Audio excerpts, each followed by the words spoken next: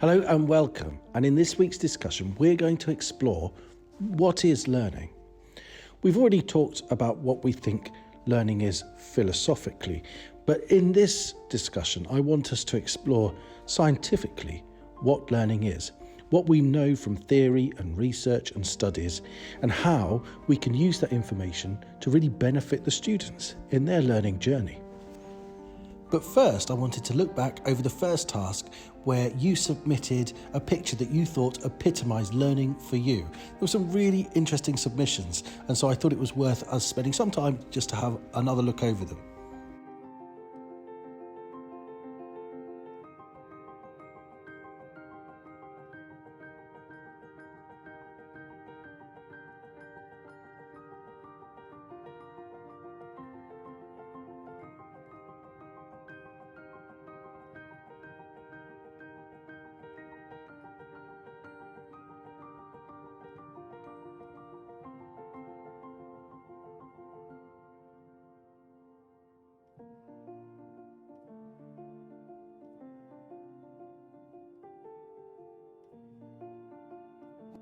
So there you have it, lots of very different representations of learning.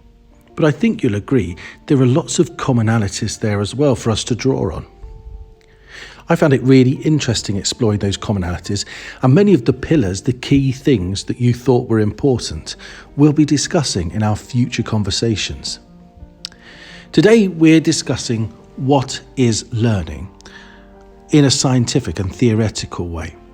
So, learning is the relatively permanent change in a person's knowledge or behaviour due to experience.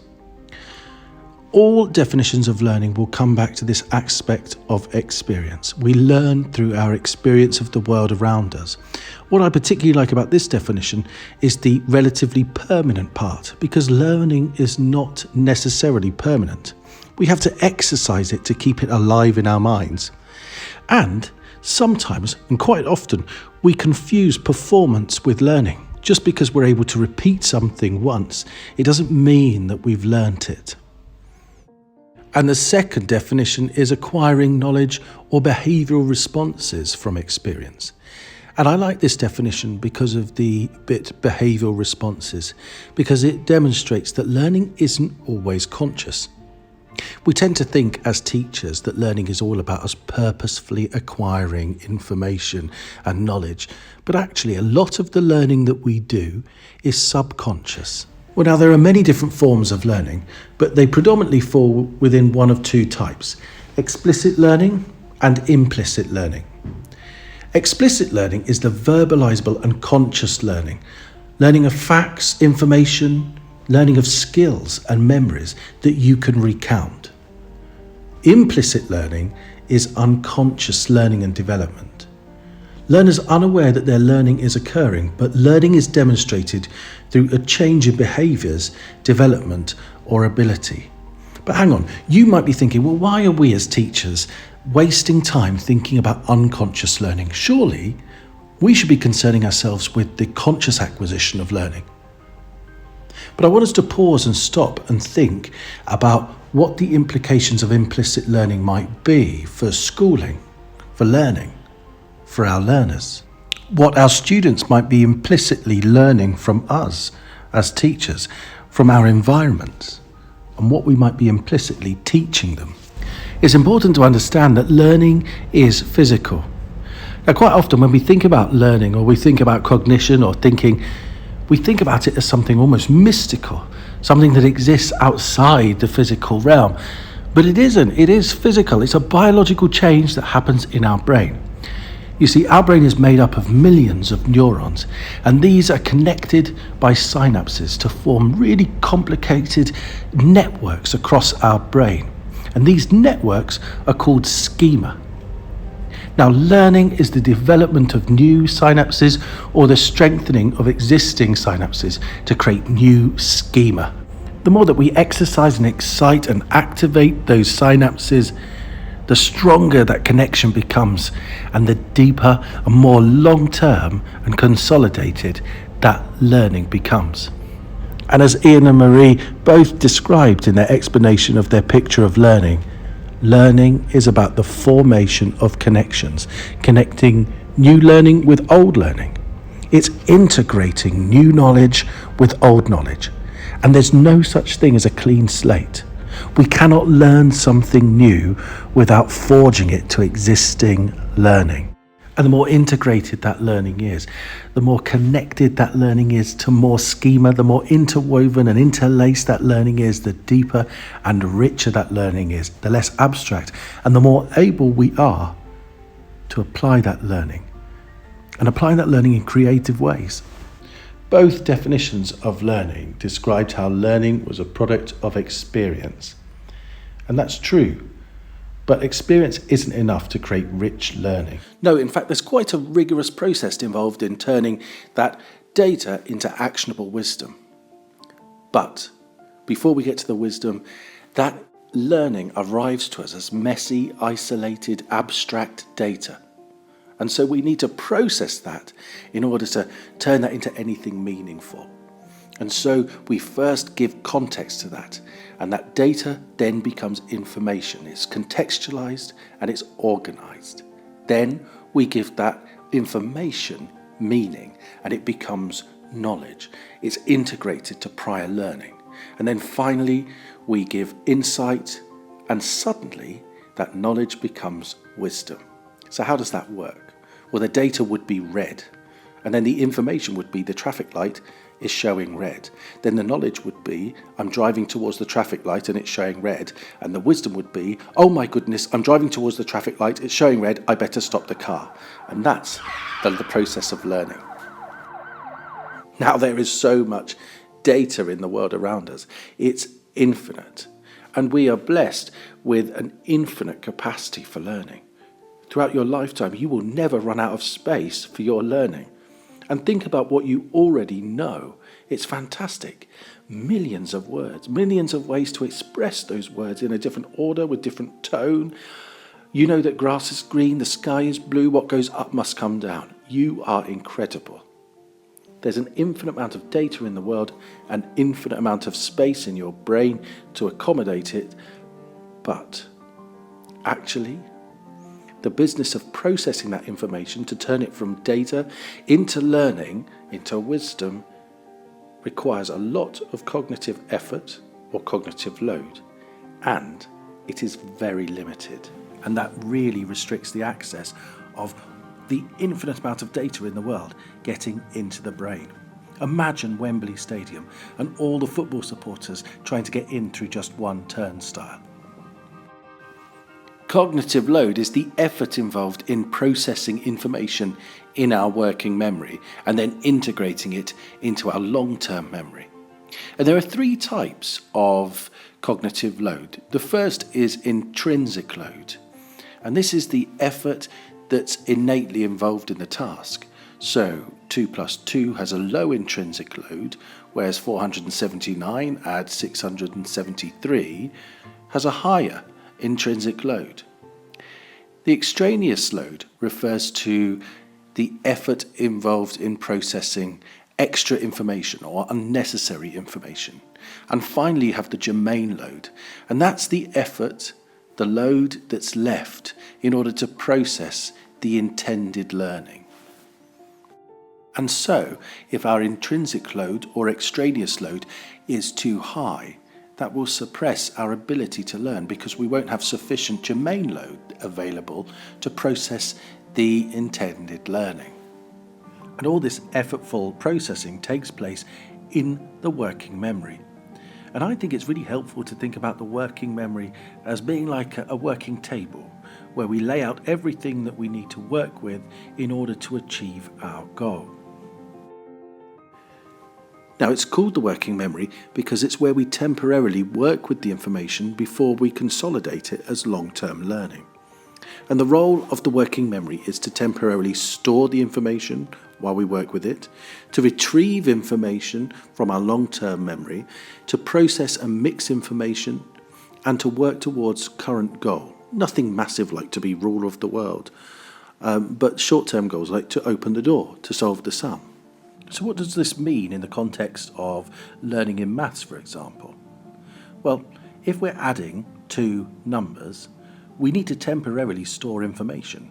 We need to store the numbers, the numerals. We also need to retrieve information from our long-term memory. We need to retrieve the process of adding. What do we do? How do we do it?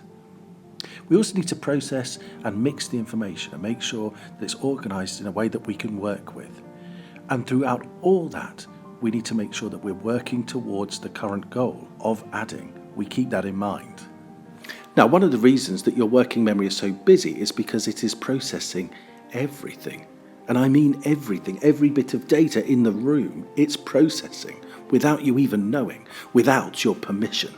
An example of that is the last time you were at a party and you're talking to somebody and they're really interesting. You're giving them all your focus, or at least you think you are, but then you hear your name from across the room. Someone just used your name. Well, your working memory has processed that information and it decides it's important, so it flags it to you, it alerts you that somebody is talking about you across the other side of the room, and suddenly there's a conflict. You want to pay attention to the person you're talking to, but you're distracted now by who is talking about you across the other side of the room. And so the fact is, you have no control over what your brain processes, because your subconscious, your working memory, is processing every piece of data it is exposed to. And only once it's organised that in a way that you understand, it's turned it into information and knowledge, can it dismiss it. And that's why you've already read the sign on the screen that says, "Do not read this." Come on, take some control over yourself. So all of that processing, temporarily storing the information, retrieving information from the long-term memory, processing and organising information so that it makes sense to you and you can work out whether you need that information or not in order to achieve your current goal. It takes a lot of effort. It takes a lot of cognitive load. And that's why we need to give more thought, not just to what we want the students to know, but how we're going to share that information so that learning becomes as efficient as possible. So take this jigsaw of a cat made out of geometric shapes that I made. If I want a student to understand how to put that together, the way that I present the shapes makes a big difference. You can see when the shapes are organised in a way that is similar to the way that they're organised with the cat, it helps. The more we move the shapes around, the more difficult it is for the students. And if we throw in lots and lots of other shapes and information and data, then it becomes even more difficult still. Think of our children as being low ability or high ability, but often, and in almost every case, the capacity for learning is pretty much exactly the same. It's not the amount that they're capable of learning or what they're capable of learning. Let's face it, most people manage to equip themselves with language, which is perhaps the most complicated thing that anybody could learn.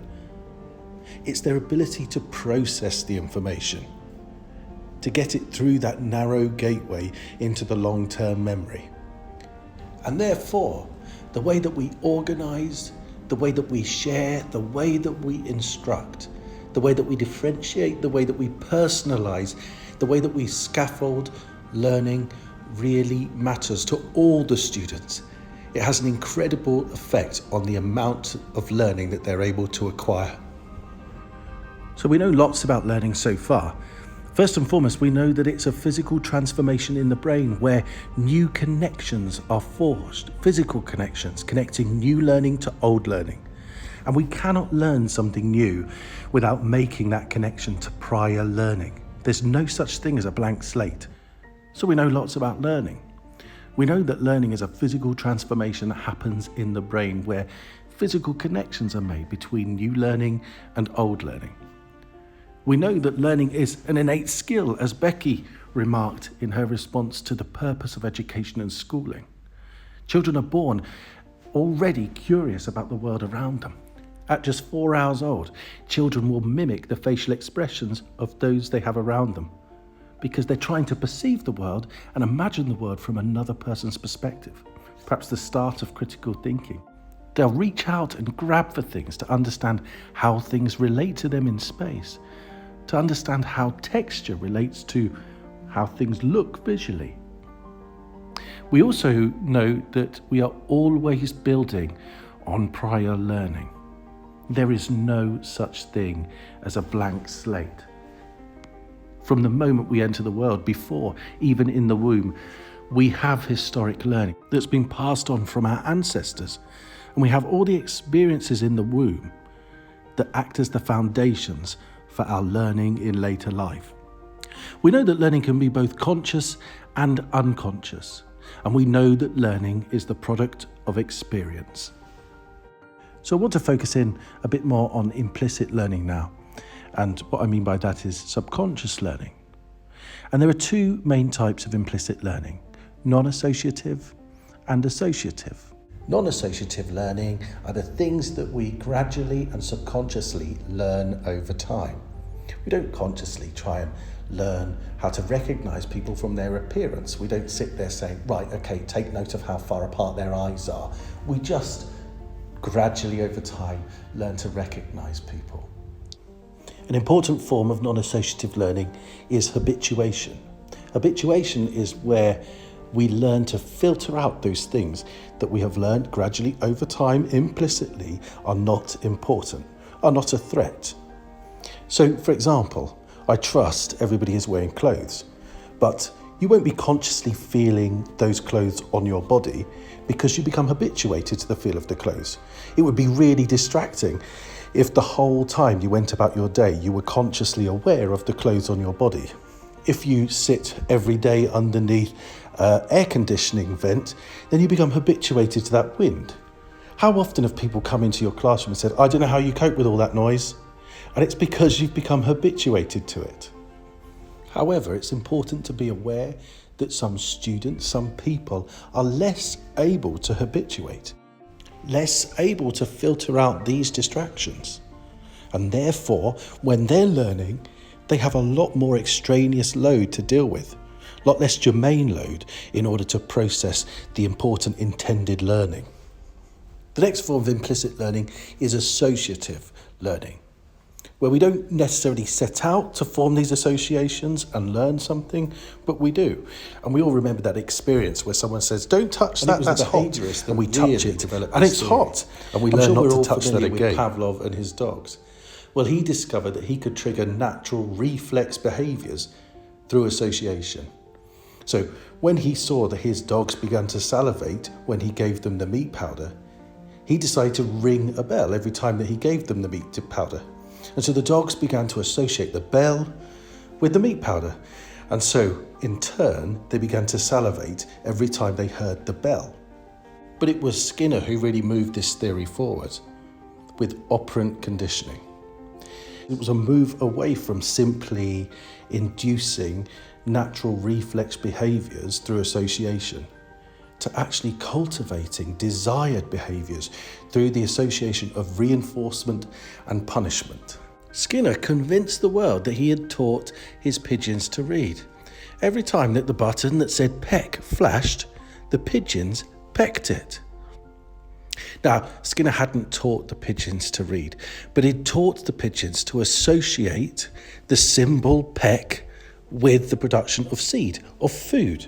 He had cultivated the desired behaviour, the operant behaviour, of pecking the peck sign by reinforcing that behaviour with the production of seed, of food. Now, of course, the pigeon being, well, a pigeon, it wasn't aware of Skinner's plan, so Skinner initially had to reinforce and reward any movement towards the peck sign with seed. So, operant conditioning works by getting the animal or person to associate a behaviour with a certain consequence. So we start by identifying what the operant behaviour is. So for example, that might be taking turns. And then we have to identify a reinforcement, a consequence that will reinforce and increase the operant behaviour. Likewise, it might be worth identifying a punishment, a consequence that will decrease undesired behaviour. If we want to induce the operant behaviour, we can positively reinforce. And when we talk about positively reinforcing or negatively reinforcing, there's no emotional connotations to that. Positively just means by adding something, and negatively means by taking something away. So by positively reinforcing, you might reinforce that behaviour by giving a token. Likewise, you can positively punish too by adding a form of punishment. So you might add scolding or verbal reminders. Now, you can increase the desired behaviour with negative reinforcement and taking something away. So, you might stop giving verbal reminders or scolding. And you can negatively punish too by taking something away. So you might say, if you can't share with that toy, I'm going to take it away. Now, there are a few things to consider with associative learning and operant conditioning. First of all, the reinforcements have to have currency. Now, the only reason that Skinner was able to reinforce the operant condition of pecking the peck sign with seed is because he ensured that the pigeons were hungry. They were only 80% nourished ever. So, well, I'm not suggesting that we don't feed children, but we have to find that reinforcement that works for the children, and understanding that reinforcements can be relative. So, for example, if I'm thirsty, a glass of water will be a really effective reinforcement for me. But if I'm not thirsty, I'm not going to do much for a glass of water. Secondly, intrinsic reinforcements are more successful in long-term shaping of behaviours. Now, we want to cultivate learners with agency, and maybe using really external reinforcements isn't the best way to create that inner drive and motivation and love for learning. So actually, the things like house tokens are very effective because essentially they're just a piece of plastic. It's the feeling of recognition and the pride that comes with them being offered that actually is affecting and shaping intrinsically motivated behaviours. And third, reinforcements have to be immediate. None of us are particularly good with delayed gratification, and any delay will just cloud the association. Now, another really important thing to consider is the schedule of reinforcement. A fixed schedule of reinforcement where you reinforce every time the operant condition is produced, or routinely every 5 times, for example, that's a good place to start with a novice learner. However, over time, you'd ideally move towards a variable schedule of reinforcement, and this is a much stronger form of reinforcement in the long term. And here, there's still predictability about the reinforcement, but it's not routine any longer. Now, we see evidence for how effective this is in the world around us. Think about all those grabbing machines that we see in Magic Planet and arcades. They're designed to work on a variable schedule of reinforcement to keep people hooked to those machines for as long as possible, putting in as much money as possible. Also, any parent will know how effective a variable schedule of reinforcement is.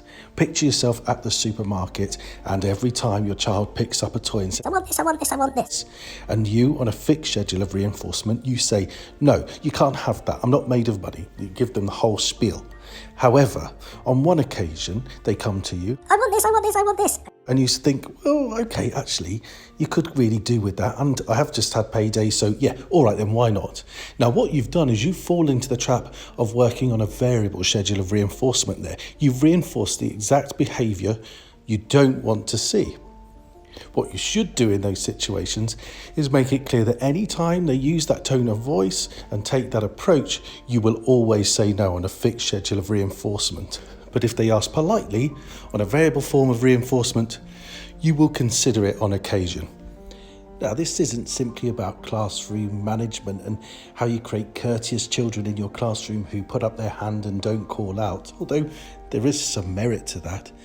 You choose the behaviours in your classroom. And these tools and this approach can be just as easily used to reinforce learning behaviours like effective collaboration, creative thinking and critical thinking. Now, I want to talk to you about one final form of implicit learning and a study that's very important that was done by Martin Seligman. Now, you may not like this study. Martin Seligman kept lots of dogs and he kept them in cages. And the cages were divided into 2 halves. And every so often, he would expose the dogs to an electric shock. However, half the dogs could escape to the other half of the cage, and in doing so, they would escape the shock. However, half the dogs couldn't escape the shock. They couldn't escape to the second half of the cage.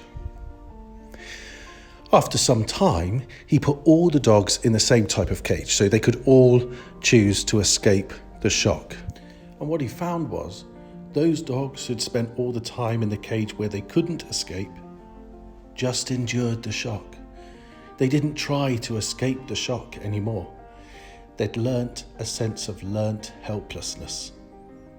And this isn't just something that happens in dogs, it's something that happens in humans, and many psychologists believe is at the root of a lot of depression.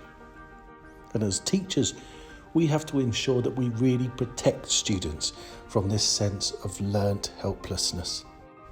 Students have to feel like they can achieve. And remiss comments, overt groupings can teach students that attainment in certain areas isn't possible. It can engender in them learnt helplessness. And we hear it in its simplest form: oh, I can't do maths, oh, I'm not creative. And we can combat this by cultivating a growth mindset, but also through personalisation. And by personalisation, I don't mean simply adapting the lessons, but putting forward the scaffolding, the resources, and the support that's needed for students to be able to work their own way out of the sort of learning pit, work their own way through the problems that they'll face, inevitable problems that they'll face in learning. Now, many of us will advocate for the development of skills in our students, learning skills and competencies. And so I wanted to explore how we explicitly learn skills. And there are 3 stages of skill development: the cognitive, associative, and autonomous. And I think it's really important that we understand how we go about developing skills and how we can nurture each stage of skill development. Now, the first stage of skill development is cognitive. And at this stage, there's a high intrinsic load. It's very procedural and formulaic, but the progress is really accelerated at this stage, but there's inconsistent performance. And how do we facilitate that? Well, first of all, we have to manage that intrinsic load so we can break the instructions down into manageable chunks and steps. Also, making sure that we're reducing the extraneous load. So thinking about the environment and conditions that students are developing these skills in. It's also really important at this stage that they have a clear kind of checklist, a success criteria, because it's very procedural. So they'll be thinking to themselves, first I do this, then I do this, then I do this. Encouraging them to talk through the steps, actually verbalise out loud, and making sure they're getting lots of rehearsal and providing instruction rubrics and lots of modelling so that they can see. At this point, students can't really reflect in the moment, so creating opportunities for them to stop, pause and reflect on what happened. And obviously the involvement of peer reflection and assessment is really powerful here. And the second stage is the associative stage. And of course, there's less of an intrinsic load at this stage because they've already rehearsed it lots and developed this skill in the cognitive stage. In this stage, they're actually able to reflect and assess themselves in real time. And at this stage, they're fine-tuning the skill. So, of course, because they're fine-tuning, they're not making those big leaps in progress, and progress is slower. But the performance is more consistent. So how can we support at this stage? Well, making sure that we space practice and also use modelling, encouraging the students to really reflect, and providing opportunities for feedback, either personal, peer, and expert. And the third and final stage is the autonomous stage. And here, learning becomes more implicit. It's procedural and reflex. Here, there's proprioception, which is kind of an understanding of how things relate in space. So they know that if they hit the tennis ball a certain way, they can reliably predict where it's going to go. But also, if you're talking about collaboratively as a skill, that would mean if they behave a certain way within a group, they can make a reliable prediction about what the outcome of that behaviour will be. And the way that we can facilitate this stage is to increase the extraneous load, make them work in more challenging conditions, encourage retrospective reflection, move on to a new skill, but also provide the student with the opportunity to become the teacher as well.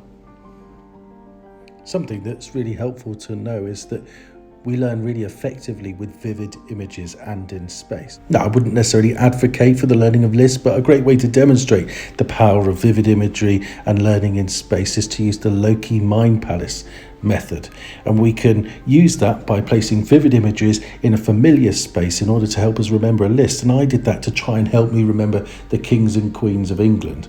And so here's an example. So I come in the front door of my house and I see George Formby with 4 banjos, that's George IV. Then I see Will.i.am in the living room saying go forth, that's William IV. Then I see on the dining room table a massive tub of Vicks Vapor Rub, that's Queen Victoria. Then I see Edward Scissorhands. He's got 7 hands though in the kitchen, and that's Edward VII. As I go into the study, there's Ed Sheeran in a ward and he ate a patient, that's Edward VIII.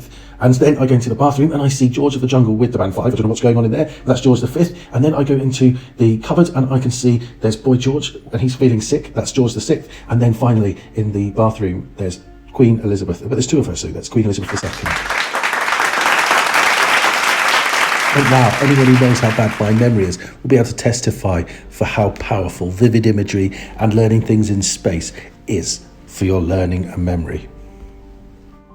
Now, there are lots of misconceptions around learning. Things like the learning styles, that we have a preferred way of learning. It might be your preferred way of learning, but it's not the most effective way that you learn.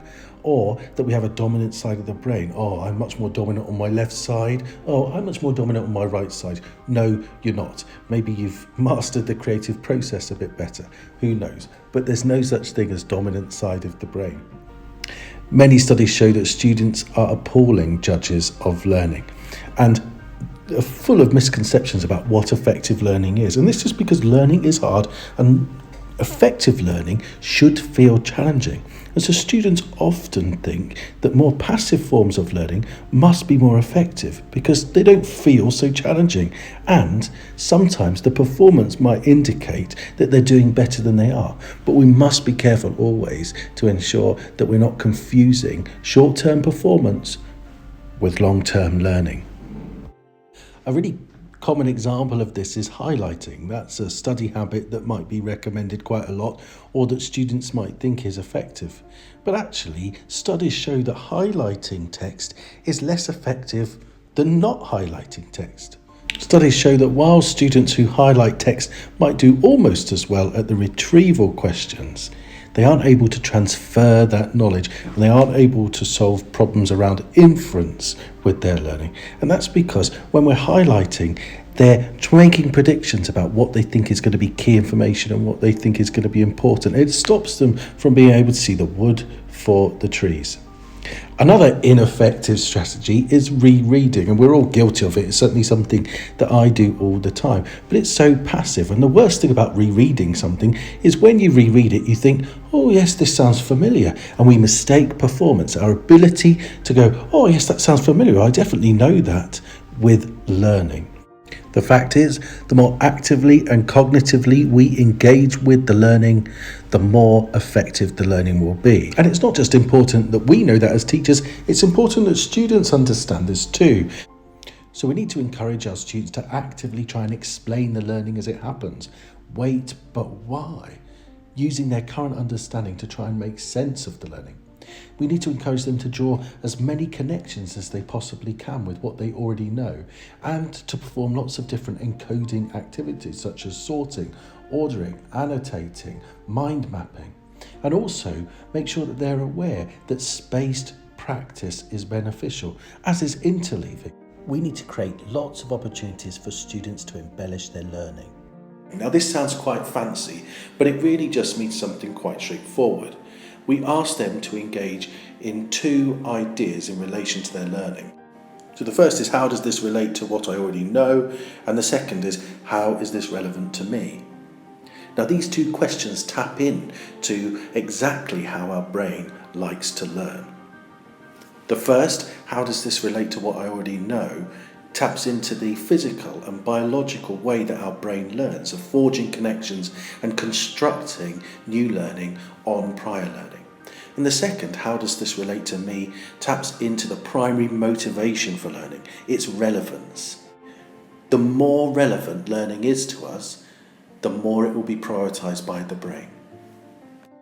Now, these 2 questions might land like a clanger in some lessons, so you don't have to actually ask these specific questions, but just create intervals in the lesson where students are forced to engage with these ideas. And we can do that simply by saying, let's stop now, and I want you to think about how you feel about what you've just learned. And by doing that, We're forcing the students to engage with how this relates to what they already know and how it's relevant to them. Now, perhaps one of the most effective strategies for explicit learning is testing and retrieval. Now, I'm not advocating for testing here, no, far from it, but making sure that within lessons we're creating lots of opportunities for students to retrieve their learning. And that could be just through discussions with their peers, or answering questions, or writing down key takeaways. And creating a bit of space between the learning and the retrieval is really effective too, because the harder it is for them to retrieve, the stronger the synapses become, and therefore the more embedded the learning is. But the strength of retrieving is that every time we retrieve learning, we re-encode it, we make new connections. So I'd like to finish with the following quote by Herbert Simon. "Learning results from what the student does and thinks, and only from what the student does and thinks. The teacher can advance learning only by influencing the student to learn." So this week, people have a different task depending on the first letter of their name. Makes perfect sense, doesn't it? So if your first name begins with the letter A, B, C, D, E, F or G, you are going to take the role of example giver. And in the thread below, I would like you to give 2 examples or applications of the key concepts or content from within this video. If your first name begins with the letter H, I, J, K or L, you're going to be the questioner. And I want you to ask 2 clarifying questions about the material from this video, or if you're struggling to do that, you can ask 2 clarifying questions about a previous post or response from one of the other participants. If your first name begins with the letter M, N, O, P or Q, you have to take the role of devil's advocate, and I want you to identify 2 areas of disagreement or challenge with a response to this material or any of the responses that have been posted in the group so far. And then finally, if your first name begins with R, S, T, U, V, W, X, Y, Z, then you are the team player and you have to point out an area of agreement with a response to the material, either this post or any responses that have been posted in the group so far. I hope that you're happy with your group choice, and I look forward to reading all of your responses.